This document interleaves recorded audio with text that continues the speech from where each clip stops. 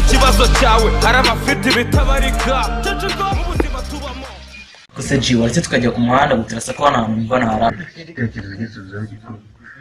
Gwaba uri kumwa ikagenda gusa turabigenza gute cyakora nabonye abantu bari kuva guhaha bari kubira ibyo biroroshye none nanjye ngiye gufata envelope ngende nyitwaye ubwo barajya ngo nanjye mvuye guhaha ese birangije bari kureba n'icyo ufite muri envelope none ngiye gufata za nyanya twari kurya nimugoroba arizo nshyiramo barajya ngo mvuye kuzibana zo twariye sasa okay zano ryitwe kuzarya ejo saa 5 none ndazishyiramo izo ngizo biba yaziriye okay hari none ndafata za karoti twe kuzarya ejo nimugoroba arizo ntwara izo zasimbuye none imibare ariko se ubundi ibyo ni ibiki yewe nabirambiye ngiye kugenda nta kintu mfite maze ndebe ubundi icyo bantwara umwana ava ntabwo umwana ajya ibyo birakureba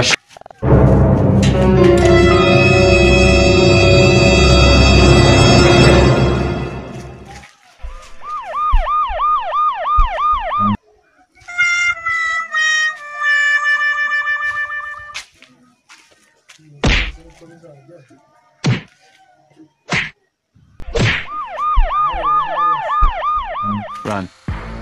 Amahamwe ubona isi ngende gati kabisi genda uhere mu misi saba iki waza wazumbaza iki wazumbwira iki waza wazumbaza iki wazumbwira iki waza wazumbaza iki wazumbwira iki Siko ndorije ubwirana bwiza bite kandi wambwiye kugiye kumva uzi ibintu mbonye hari wajya ngo namabonekerwe muri 84 byacyamara abonekeye kibiyo bigenze bite uzi igiti kiri hano n'inka ntiyakihangana genda njyaye ni waba udafite ubwenge wasubira hariya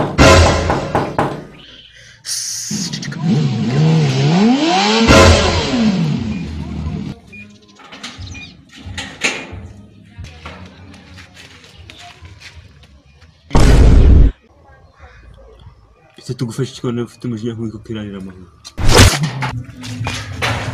ushaka umuntu winjiye mwangavu ariko nta muntu winjiye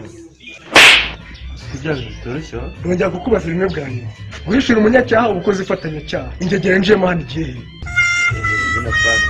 yari ibintu bakwiriye mu musanga kandi fani n'ubone none bwawe itaguhagije ugere munsi y'urugo harimo umwe w'imyasi nawe wifashishije